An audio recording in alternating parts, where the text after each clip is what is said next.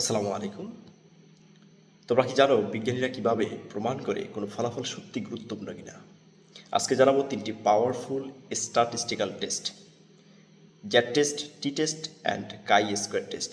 খুবই গুরুত্বপূর্ণ, তোমরা জানো এগুলো সাধারণত এসে থাকে পরীক্ষায়। আর এই ৩টি টেস্ট কখন কখন করা হয়, কখন কোন টেস্ট করতে হবে, এটি আমাদের জানাটা খুবই জরুরি। আজকের এই ছোটো ভিডিওর মাধ্যমে আশা করি তোমরা জানতে পারবে। প্রথমে আমি আসি জ্যাট টেস্ট সম্পর্কে। জ্যাট টেস্ট মূলত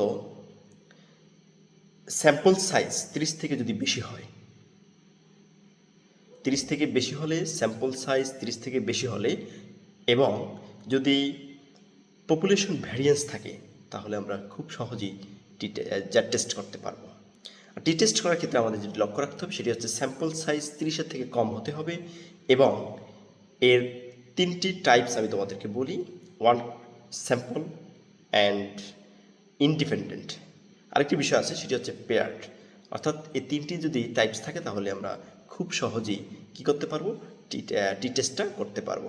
আর টি টেস্ট করার ক্ষেত্রে এটি সাধারণত আমি যদি একটি সহজ উদাহরণ দিই, একটি গাছের আগে এবং পরে উচ্চতার পার্থক্য নির্ণয় করার ক্ষেত্রে কিন্তু টি টেস্ট করা যায়। পরবর্তীতে কাই স্কোয়ার টেস্ট। কাই স্কোয়ার টেস্ট ব্যবহার করা হয় অবজার্ভ আর এক্সপেক্টেড ফলাফল মিলছে কিনা সেটা কম্পেয়ার করার জন্য কাই স্কোয়ার টেস্ট করতে হয়।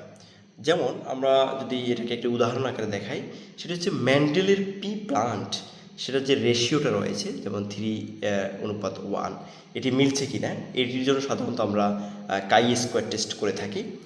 অর্থাৎ জ্যাট টেস্ট, টি টেস্ট, কাই স্কোয়ার টেস্ট এগুলো এক একটা আলাদা আলাদা প্রেক্ষাপটে করা হয়ে থাকে।